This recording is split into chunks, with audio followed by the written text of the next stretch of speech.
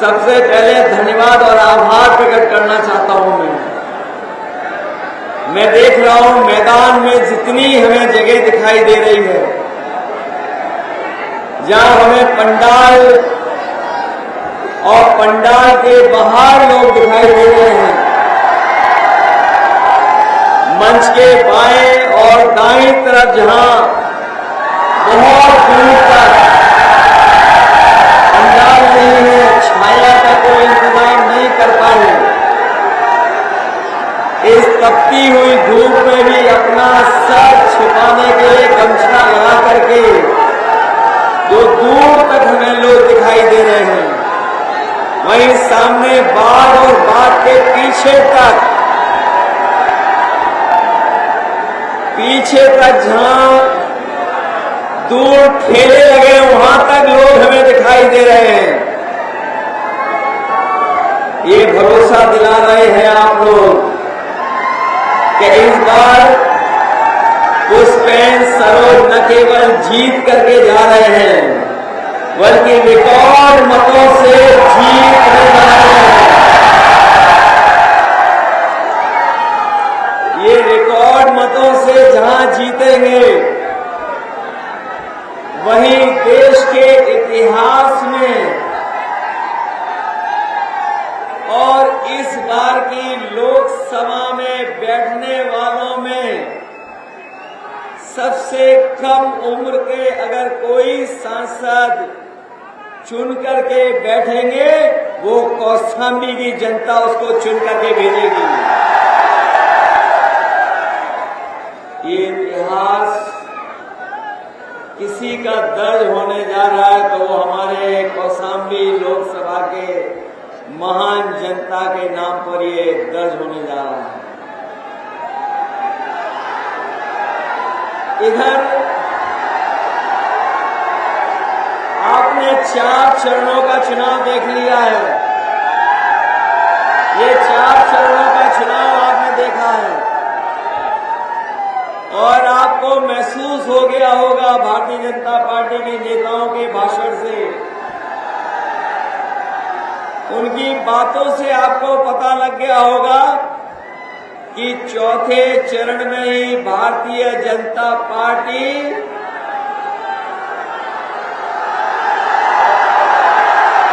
चारों खाने चित हो चुकी है। चौथे चरण में चारों खाने चित है और इस 5वें चरण में जब वोट पड़ेगा तो उत्तर प्रदेश से भारतीय जनता पार्टी का सफाया होने जा रहा है।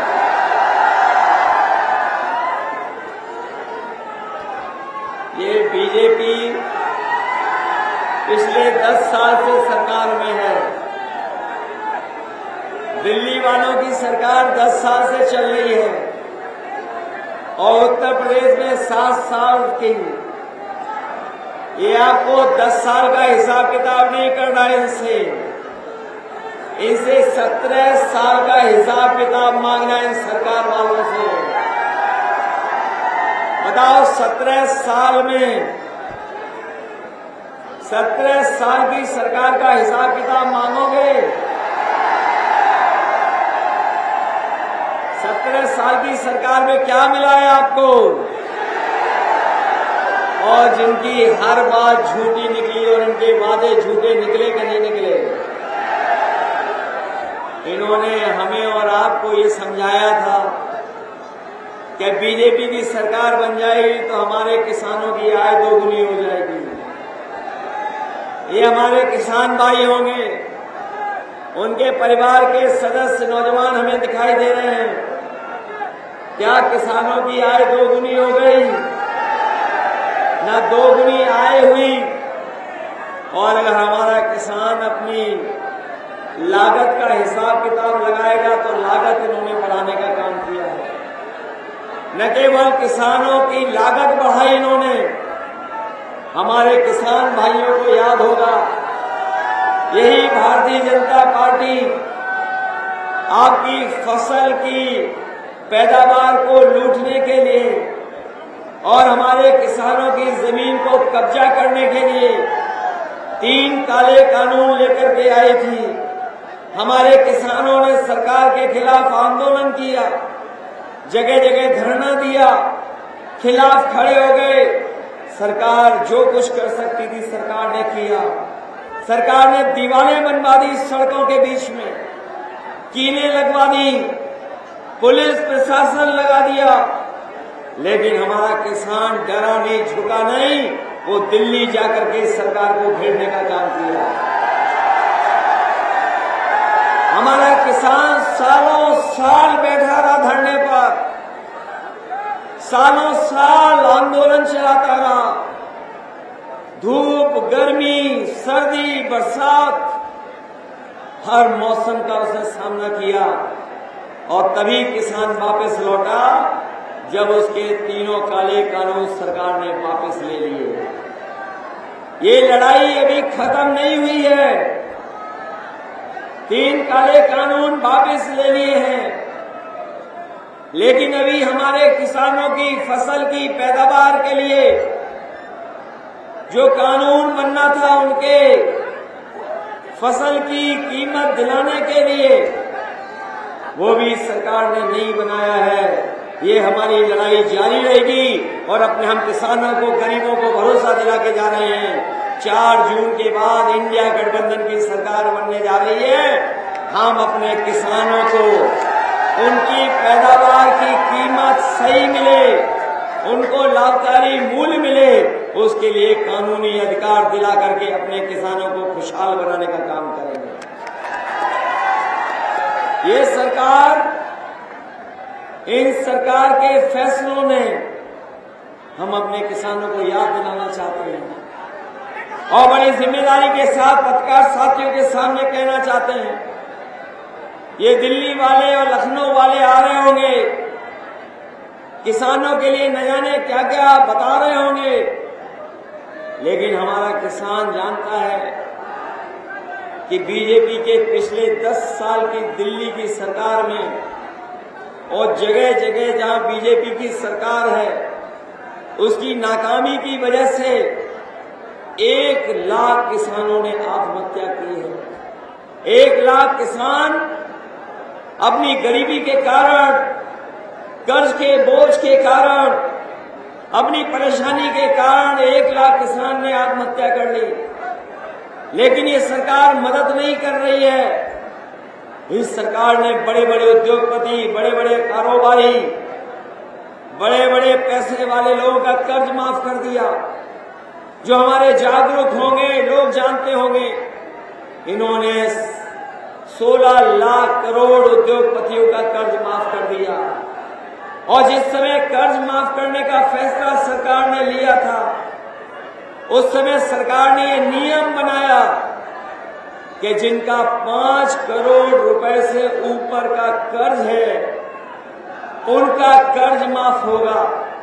हमारा किसान दुखी रह गया, निराश हो गया।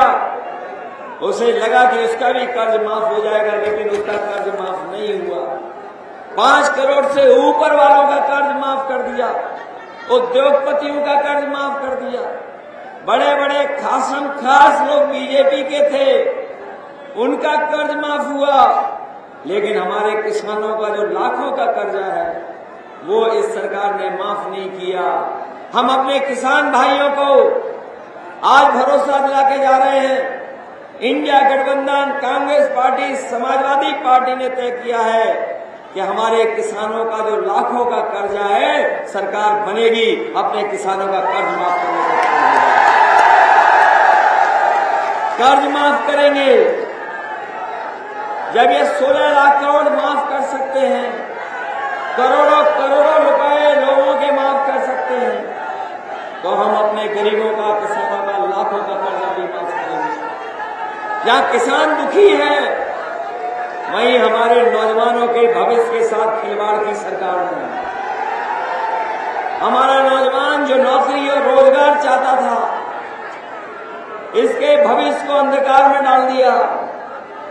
हमारा नौजवान जो पढ़ा लिखा है, मेहनत करना जानता है, कठिन परिश्रम से अपनी कोचिंग कर करके इसने परीक्षाओं की तैयारी की जिससे इसको नौकरी मिल जाए, लेकिन नौकरी नहीं दी सरकार ने। जो भी परीक्षा हुई उसके पेपर लीक हो गए, सब पेपर लीक करा दिए। और हमारा नौजवान ये जानता होगा, क्योंकि इलाहाबाद के पास के लोग हैं, इलाहाबाद में भी पढ़ते होंगे। इलाहाबाद और आसपास के हमारे नौजवान जो पढ़ाई लिखाई करके नौकरी पाना चाहते थे, लेकिन हर पेपर लीक करा दिया सरकार ने। और ये 1, 2, 3, 4, 5 पेपर लीक नहीं हुए हैं, इस सरकार में 10 से ज्यादा पेपर लीक हुए हैं। और अभी कुछ दिन पहले याद होगा, इन्होंने पुलिस की भर्ती निकाली थी और पुलिस की भर्ती के परीक्षा 2 दिन चलाई इन्होंने। और इन्होंने कहा कि हमने इतना सुरक्षा का इंतजाम किया है, इतनी अच्छी तैयारी की है कि पेपर लीक नहीं होगा। लेकिन हमारे नौजवान जानते होंगे, जो परीक्षा देकर के आए होंगे, पहले दिन दूसरे दिन परीक्षा दी और जब वो घर लौट करके पहुंचे तो पता लगा पेपर लीक हो गया। पेपर रद्द करने के लिए उन्हें लड़ना पड़ा, पेपर उसका भी लीक करा दिया। पता नहीं बीजेपी की सरकार कैसी है, इसका लीकेज नहीं रुक पा रहा है। बताओ, लीकेज है सरकार में कि नहीं है? और कितने पेपर लीक कराए? सब पेपर लीक कराए। हमारे नौजवान साथियों, आपकी नौकरी से खिलवाड़ तो की है, लेकिन जरा सोचना जा करके आपके 1/3 जीवन से इन्होंने खिलवाड़ करने का काम किया। ये जो परीक्षाएं रद्द हुई हैं, ये नौकरी तो नहीं दी है, लेकिन आपके 1/3 जीवन की बर्बादी की है इन्होंने। 1/3 जीवन खराब कर दिया नौजवानों का। और यही नहीं, हमारे फौज के लिए जो नौजवान तैयारी करते थे सड़क पर दौड़ करके, ये सड़क पर दौड़ के मेहनत करते थे, अपने खेतों के मेड़ पे दौड़ के, अपने गांव में कुछ खेल का मैदान बना करके दौड़ के तैयारी करते थे फौज की नौकरी के लिए। सोचते थे कि फौज की नौकरी में जाकर के पक्की नौकरी और देश की रक्षा करने के लिए वर्दी पहनेंगे। लेकिन इस सरकार ने उनकी भी नौकरी 4 साल वाली कर दी। ये जो अग्निवीर की नौकरी 4 साल वाली, मैं अपने नौजवानों को कह के जा रहा हूं, हम समाजवादी लोग हैं। नेताजी ने बहुत सुविधाएं दी थी फौज के लोगों को, और एक समय ऐसा भी आया था कि जिस समय नेताजी डिफेंस मिनिस्टर थे और उन्होंने फैसला लिया था कि जो भी शहीद होगा वो अपने पूरे सम्मान के साथ उसके घर परिवार के बीच में ले जाया जाएगा, जवान उसका आखिरी दर्शन के लिए। उस समय की सरकार ने बजट का बहाना लिया कि बजट नहीं है, ये योजना नहीं पूरी हो सकती है। नेताजी ने कहा था उस समय कि हमारे किसान और गरीब परिवार का बेटा सीमा की रक्षा करता है, इसके लिए चाहे जितना भी बजट लग जाएगा, अगर वो शहीद होगा तो सुविधाओं के साथ साथ पूरे सम्मान के साथ उसके घर परिवार के बीच में आखिरी दर्शन के लिए लेकर जाएगा। लेकिन आज जो अग्निवीर की नौकरी है, इसमें कोई सुविधा नहीं है, और अगर शहीद भी हो गए तो आपको सम्मान के साथ नहीं लेकर के आएंगे। इसलिए हम आपसे कह के जा रहे हैं कि ये आधी अधूरी नौकरी को हम लोग स्वीकार नहीं करेंगे। अग्निवीर समाप्त होगी और पक्की नौकरी और पक्की वर्दी पहनाने का काम भी समाजवादी सरकार में होगा। मैं जब अपने खाकी वर्दी पहने हुए भाई लोगों को देखता हूं तो मैं इन्हें भी सावधान करना चाहता हूं कि अभी तो फौज की नौकरी 4 साल हुई है, ये बीजेपी वाले दोबारा आ गए तो इनकी भी नौकरी 3 साल की हो जाएगी।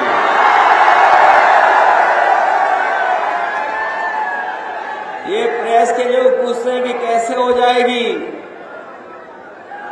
ये कभी कभी पूछते हैं कि कैसे हो जाएगी इनकी नौकरी 3 साल की। मैं उन प्रेस के साथियों से पूछता हूं कि बताओ, आपको पता था कि हवाई जहाज बिक जाएंगे? आपको पता था कि हवाई अड्डे बिक जाएंगे? क्या आपको पता था कि रेलवे स्टेशन बिक जाएंगे? क्या आपको पता था रेल बेच देंगे? क्या आपको पता था इलाहाबाद बैंक बेच देंगे? क्या आपको पता था कि नौकरी आउटसोर्स कर देंगे? क्या आपको पता था कि बोरी से चोरी हो जाएगी? तो फिर अगर फौज की नौकरी 4 साल हो सकती है, तो हमारे खाकी वर्दी पहनने वालों की भी 3 साल की नौकरी बीजेपी वाले कर देंगे। और हमें तो ये भी पता है कि इन्हें वोट डालने के लिए अधिकारी केवल दस्तखत करा ले रहे हैं, वोट भी नहीं डालने दे रहे हैं। नहीं मानते हो? जब हम चले जाएं तो अकेले में पूछ लेना आप लोग भी मुझसे। इसलिए सावधान हो कि नहीं हो? ये बीजेपी वालों ने बोरी में चोरी की कि नहीं की? पहले कितनी बोरी में चोरी हुई और अब कितनी हो गई? मैं कभी कभी सोचता हूं ये बोरी की चोरी कहां से सीखी है इन्होंने।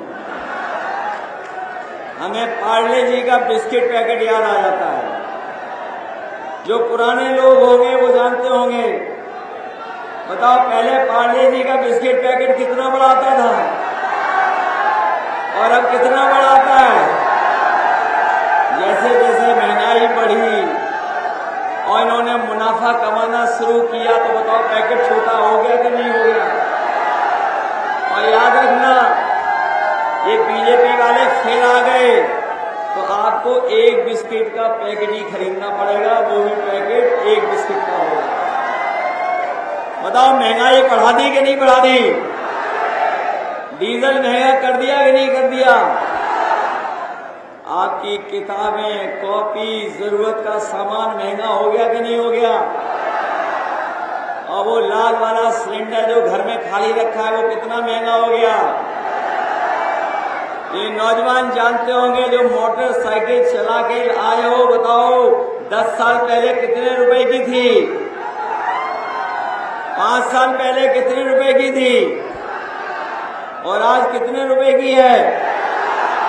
बताओ, 1 लाख रुपए के ऊपर की हो गई कि नहीं हो गई? ये हमारे बुजुर्ग जानते होंगे। आपके जमाने में साइकिल कितने रुपए की थी? 1000 रुपए की। बताओ, 1000 रुपए की साइकिल थी, आज कितने की साइकिल बिक रही है? बताओ, महंगाई बढ़ा दी कि नहीं बढ़ा दी? पहले बताओ, पैरासिटामोल की गोली जो बुखार उतारती थी 500 मिलीग्राम की, और आज बताओ कितने रुपए की हो गई? आज महंगी हो गई कि नहीं हो गई? पहले 500 mg पैरासिटामोल की गोली बुखार उतार देती थी, अब 650 mg की भी गोली बुखार नहीं उतार रही है। बताओ, महंगी हो गई दवा कि नहीं हो गई? और इन्होंने जो जबरदस्ती वैक्सीन लगवाई, याद है आपको कि नहीं याद है? सबको वैक्सीन लग गई कि नहीं लग गई? हमने नहीं लगाई, हमारी जान सुरक्षित है। बताओ, इन्होंने वैक्सीन लगवा के जान को खतरा पैदा कर दिया कि नहीं कर दिया? अब तो जान गए होंगे आप कि वैक्सीन जिन जिनको लगी है उनको गंभीर बीमारी होगी, जल्दी हार्ट अटैक भी हो सकता है। हमें आपको तो लगाई वैक्सीन, ये हमारे खाकी वर्दी पहनने वाले भाइयों को तो जबरदस्ती लगवा दी थी। और अब वैक्सीन लगाने वाली कंपनी ये कह रही है, नहीं कह रही है कि वैक्सीन हम वापस ले लेंगे। बताओ, वो वैक्सीन कंपनी कह रही कि नहीं कह रही? अब ये बीजेपी वाले बताएं, जो वैक्सीन लग गई है वो हमारे शरीर से वापस कैसे लोगे? बताओ, कैसे वापस आएगी? बताओ, धोखा दिया इन्होंने कि नहीं दिया? हमारी यही सरकार में याद होगा लैपटॉप कितना बड़ा मिलता था, और जिन जिन के घर में मिला होगा वो आज भी चल रहा होगा, उसकी भी नकल कर ली इन्होंने। हम लोगों ने लैपटॉप दिया तो जब ऑन करते थे तो नेताजी और हम लोग दिखाई देते थे, उसकी भी नकल कर ली। हम लोगों ने इतना बड़ा लैपटॉप दिया, इन्होंने इतना फोन कर दिया और इतना रद्दी दिया है कि उंगली घुसते रहो तो वो चलता ही नहीं है। और याद है जब राशन आपको मिला था, पहले राशन दे रहे थे, तो जब राशन मिल रहा था तो चना दे रहे थे, दाल दे रहे थे और रिफाइंड तेल भी दे रहे थे। बताओ राशन में अब क्या दे रहे हैं आपको? क्या दे रहे हैं राशन में? ये कोई नई पौष्टिक चीज दे रहे हैं आपको लगता है? ये बहुत पौष्टिक है क्या? इसलिए अपने गरीबों को हम कह के जा रहे हैं। कल ही हम लोगों ने और कांग्रेस पार्टी ने तय किया है कि अपने गरीबों को जो राशन दिया जा रहा है वो सबसे खराब राशन दिया जा रहा है, उस राशन की गुणवत्ता बेहतर करेंगे और जो मात्रा मिल रही है वो मात्रा ठीक नहीं है, उस मात्रा को भी बढ़ाएंगे। न केवल राशन की गुणवत्ता बढ़ाएंगे, मात्रा बढ़ाएंगे और जिस तरीके से संपन्न लोग और बड़े लोग पैकेट का आटा खरीद करके खा रहे हैं, जो गुणवत्ता में अच्छा है, वो पौष्टिक भी है। हम लोगों ने तय किया है, समाजवादी पार्टी और इंडिया गठबंधन ने, कि जब सरकार बनेगी तो राशन की गुणवत्ता बेहतर करेंगे और पौष्टिक आटा के साथ साथ आपको डाटा भी फ्री देने का काम करेंगे। जो आटा पौष्टिक होगा वो स्वास्थ्य बेहतर रखेगा और वही डाटा हमें और आपको आगे बढ़ने का मौका देगा। आज हर चीज ऑनलाइन है, पढ़ाई से लेकर के जानकारी से लेकर के फॉर्म भरने तक। इसलिए जब ये टेलीफोन कंपनियां आई थी तब फ्री डाटा दे रहे थे, अब पैसे वसूल रहे हैं। इसलिए आटा के साथ साथ हम लोग डाटा भी फ्री देने का काम करेंगे और अपने साथियों से हम भरोसा दिलाते हैं कि जिस तरीके से 30 लाख नौकरियां सरकारी विभाग में अभी तक नहीं दी गई हैं और ये नौकरियां इसलिए नहीं दे रहे हैं क्योंकि उन्हें आरक्षण देना पड़ेगा। हम अपने तमाम लोगों को कह के जा रहे हैं कि जो सरकारी नौकरियां खाली हैं 30 लाख, पूरा का पूरा आरक्षण दे करके अपने नौजवानों को आगे बढ़ाने का काम करेंगे। इसलिए मदद करो सब लोग मिलकर के, मदद करोगे सब लोग? पुष्पेंद्र सरोज की मदद करोगे आप? ये नौजवान साथी है, बाहर से पढ़ करके आया है। जो लोग बाहर से पढ़ करके आए, हम भी बाहर से पढ़ करके आए। जब हम बाहर से पढ़ करके आए तभी हम एक्सप्रेस वे दे पाए आपको। हम बाहर से पढ़ करके आए तो हमें महसूस हुआ कि हमारे गरीब परिवार के बच्चों पे भी लैपटॉप होना चाहिए, इसे लैपटॉप देने का काम किया। और यही नहीं, एम्बुलेंस आपकी हम लोगों ने शुरू की थी। आप फोन मिलाते थे, आपके घर परिवार में कोई बीमार होता था तो उसे अस्पताल पहुंचाने के लिए इंतजाम किया था। और यही नहीं, हमारे पुलिस के लोग जानते होंगे, थानों में गाड़ियां नहीं होती थी। अगर कोई आता था, घटना होती थी, मदद के लिए आता था, तो पुलिस वाले कहते थे कि पहले डीजल भरवाओ तब हम तुम्हारे संग चलेंगे। लेकिन हम लोगों ने अमेरिका से सीख करके न्यूयॉर्क पुलिस जैसे काम करती है, ये हमारे पुलिस के अधिकारी जानते होंगे, जिन अधिकारियों को मैंने अपने साथ लगाया था कि इस काम को हमारी मदद करिए, और न केवल आपके उत्तर प्रदेश का बल्कि देश का सबसे बेहतर पुलिस को रिस्पांस सिस्टम डायल 100 अगर किसी ने दिया था तो समाजवादी लोगों ने देने का काम किया था। ये डायल 100 सरकार ने इसका भी नंबर बदल दिया। सरकार ने 100 से 112 कर दिया। तो हमारे खाकी वर्दी पहनने वाले भाइयों को लगा कि जब नंबर बदल गया है, 100 से 112 हो गया है, तो हमें भी अपना रेट बढ़ा देना चाहिए। और अब जब फोन मिलाते हैं तो सुनने में आया है कि पुलिस पहुंचती है तो दोनों से पैसा वसूल लेती है। बताओ, व्यवस्था खराब कर दी कि नहीं कर दी? ये जो सुबह 4 बजे उठ करके योगा करते थे, ये जो दावा करते थे लखनऊ वाले जो आपके बगल में आए थे, जो लखनऊ वाले हर काम को उल्टा पुल्टा करते हैं। एक बार उनसे हम लोगों ने कुछ सवाल पूछ लिया नौकरी को लेकर के, तो बोले 46 में 56 लोगों को दिए नौकरी हमने। वो उल्टा पुल्टा बोलने वाले आए थे बगल में, सुना है मैंने। आए थे क्या बगल में?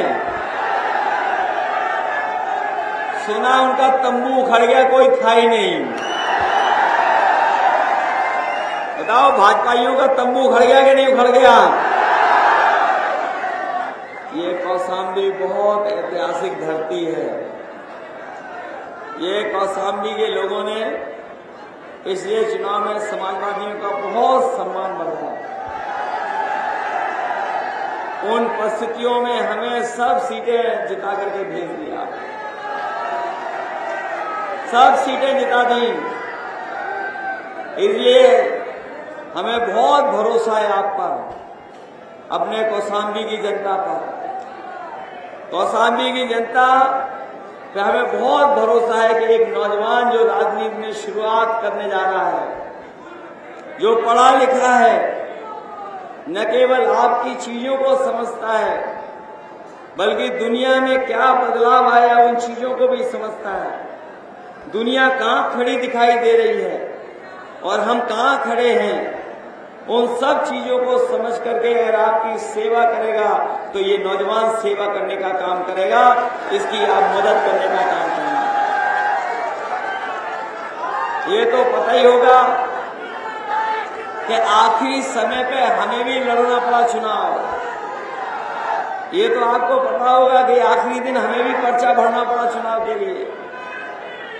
अभी हम भी लड़े कन्नौज से, और जब कन्नौज से चुनाव लड़े तो ये जो भारतीय जनता पार्टी की बूथ कमेटी अब लूट कमेटी बन गई है।